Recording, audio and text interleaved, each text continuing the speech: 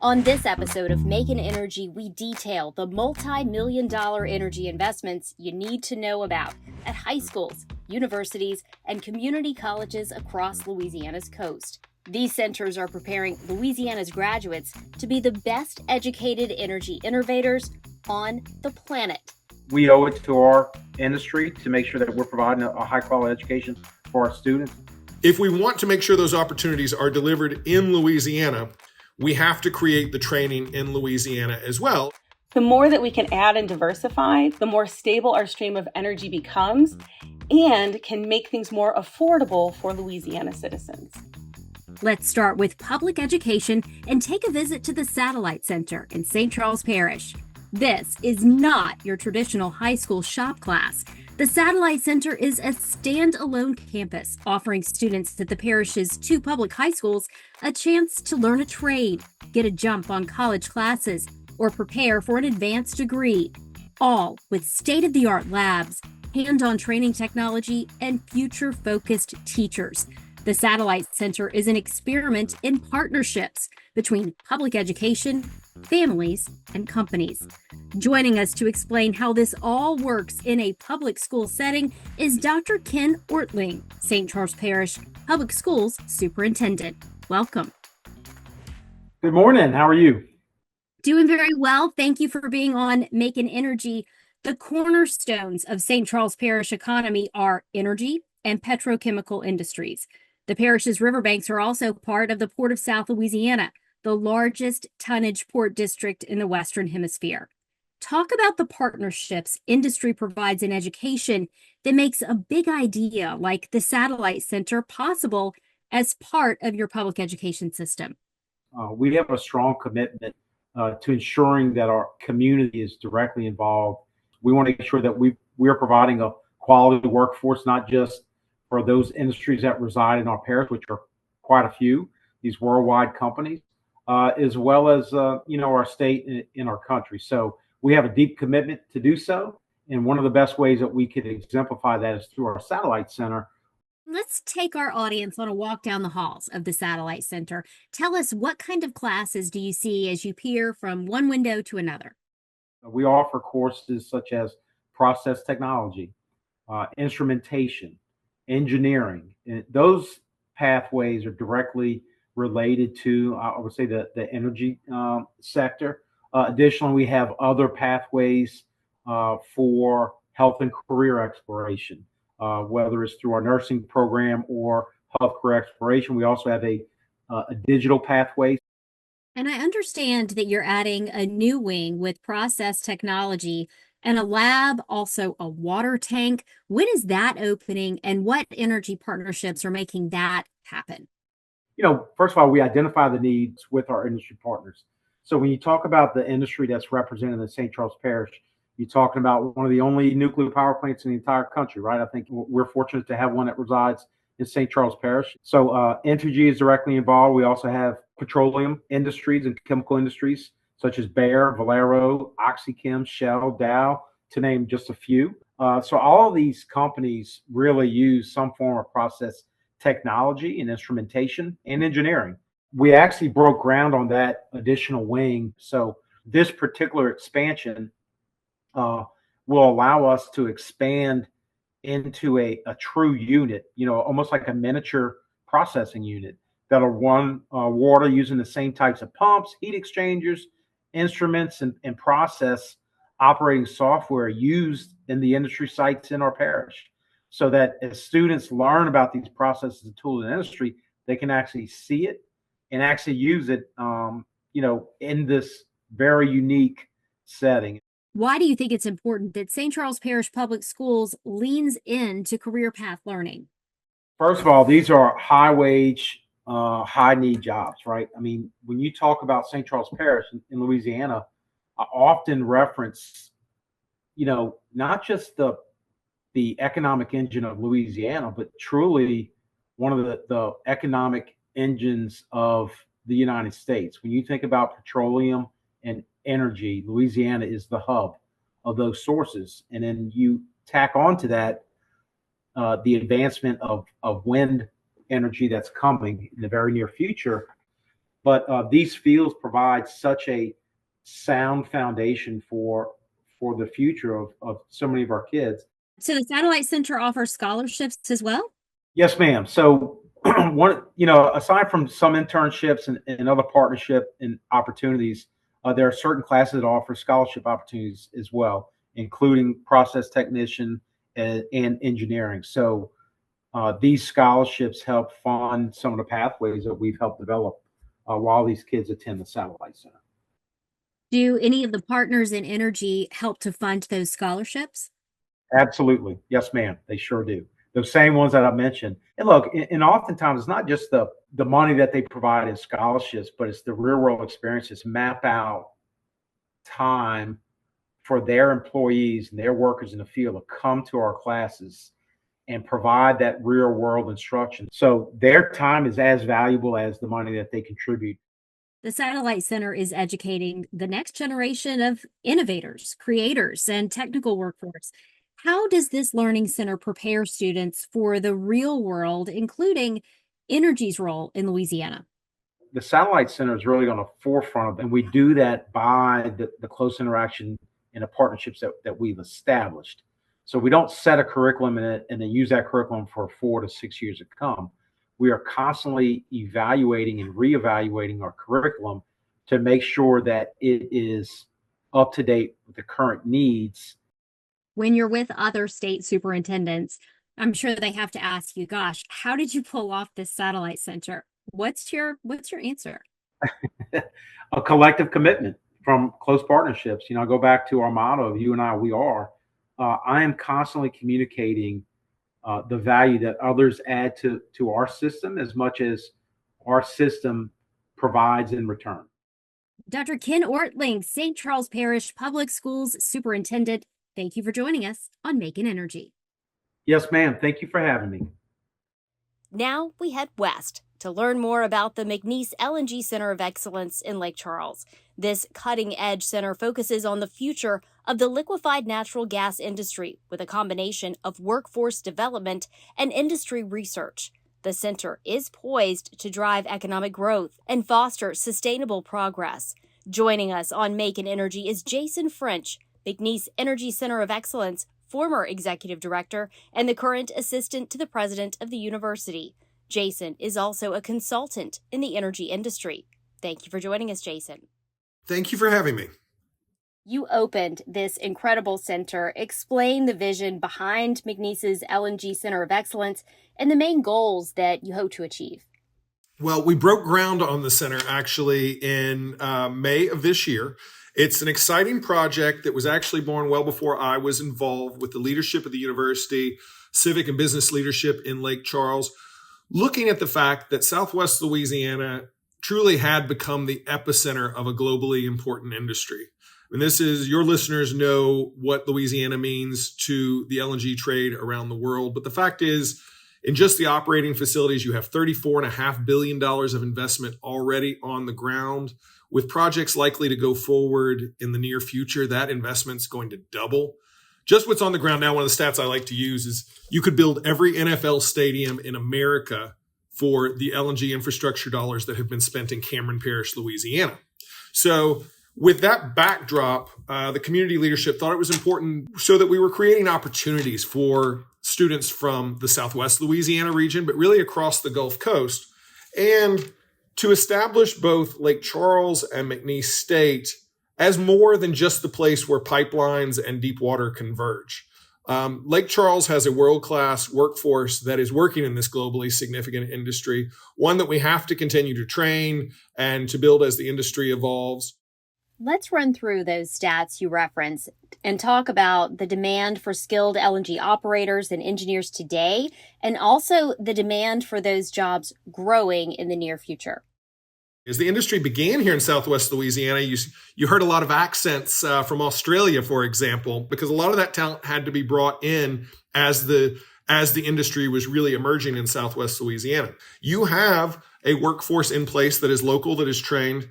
In the 3 existing facilities, you have facilities such as the Driftwood LNG facility, Commonwealth LNG, others that are very, very likely to move forward as well, that will be starting from scratch and looking to hire those folks. If we want to make sure those opportunities are delivered in Louisiana, we have to create the training in Louisiana as well. But the fact is there's increasing demand both in the existing facilities and the facilities that we know are going to come online in the next few years. And those facilities need a highly technically trained workforce. So we're creating opportunities for that for our students. We want to create opportunities in this globally significant industry. If you're interested in business, if you're interested in accounting, if you're interested in communications, and you want to work in the important global things that are happening in your backyard, the university is looking to create paths for that as well. That is the workforce development component, which is exciting and dynamic and growing and changing. Also, there's research. Let's talk about that. What are you studying at the center, and how will this research impact the industry? We have a new dean in the university now who is starting to work on the curriculums and some of the research that we'll be taking on. I will say also important to distinguish here, you may have heard, and this is an important piece about the McNeese LNG Center of Excellence. In 2020, Congress created a National Center of Excellence that would be ran by the Pipeline Hazardous Materials Safety Administration, PHMSA for short.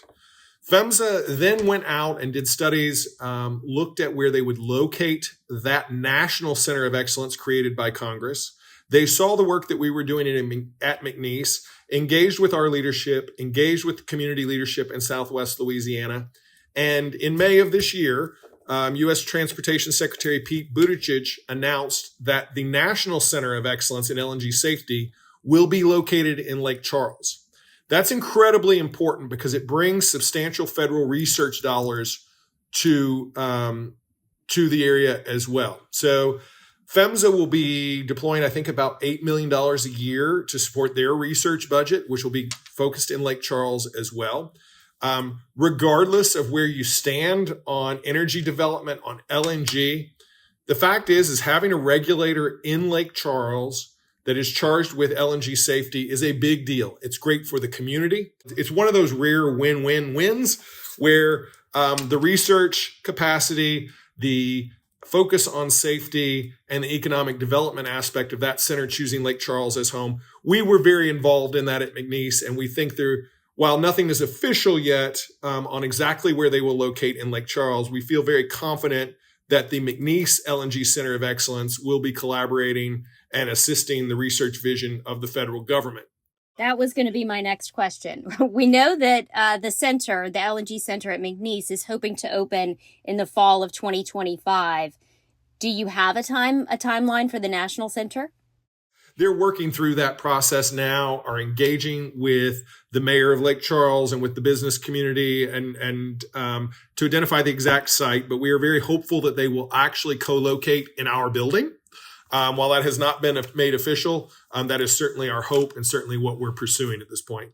What kind of facilities will be available at the McNeese LNG Center of Excellence, and how will they be utilized by students and LNG professionals for hands-on training and research? Great question. The building itself is about 23,000 square feet. What you will find is a hot unit or hands-on training unit where students will actually be able to touch the type of valves and pipes that they would see in an LNG facility. We'll also have a mock control room outside the hot unit, so that would simulate the type of circumstances you would see in an actual functioning LNG facility. We've been exploring the potential that virtual reality offers us. Obviously, you cannot take a student fresh out of high school and put them in operating an LNG facility just to train. But what you can do is you can create very realistic situations utilizing virtual reality, very highly technical situations using virtual reality. So we're looking at incorporating a virtual reality lab, which is fairly exciting. And then in addition to that, obviously we'll have classroom space for education and continuing education opportunity with existing industry. And how will the university measure the success of the McNeese LNG Center of Excellence? Do you have specific metrics or outcomes that you're aiming to achieve over the next few years? I will say every time we see a McNeese graduate accept a position in the LNG industry, that will be a win. The reality of today's energy environment is that LNG is significant, substantial, and it's not going anywhere. That has been proven over the last few years. It's only going to grow. positioning McNeese, Louisiana, Southwest Louisiana to be viewed as the leader in that, that's important to us. But fundamentally, where success is going to be measured is going to be in creating job opportunities for Louisiana students. Thank you for sharing that with us, Jason. Jason French, McNeese LNG Center of Excellence, former executive director. Thank you for joining us on Making Energy. Thank you so much for having me. We leave Louisiana's southwest coast and head to Chalmette on the state's southeast coast in St. Bernard Parish. That's where wind energy is stirring up new education opportunities you can't find anywhere else in the state. Nunez Community College's Coastal Studies and Geospatial Information Science, or GIS, technology program is at the forefront of preparing students for careers in coastal studies, energy, and environmental sciences. And this semester, Nunez is doing something no other college or university in Louisiana has ever done: offer a wind energy-related degree program. It's also the first community college in the southeast region of the United States to offer an associate degree focused on wind energy. These pioneering energy students are in class right now, learning to build and service turbines, innovate technology, and tie wind into Louisiana's energy economy. Joining us on Making Energy is Jacqueline Richard, Nunez Program Chair for Coastal Studies and GIS. Jacqueline, welcome to Making Energy. Good morning. Thank you very much.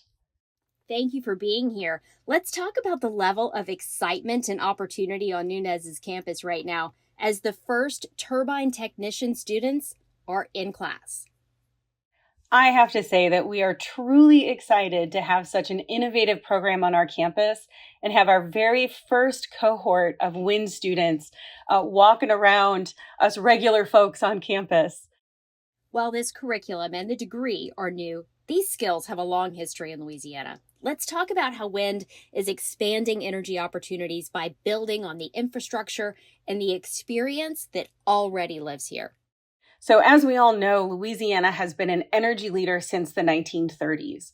We have led the way with offshore technology, and we really lead the world in innovation. We have trained other countries for offshore energy production. So we really know what we're doing here in Louisiana.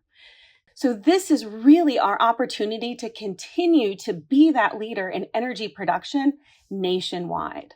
Nunez's program is modeled after Energy Innovation, a wind energy training and education center all the way in Norway.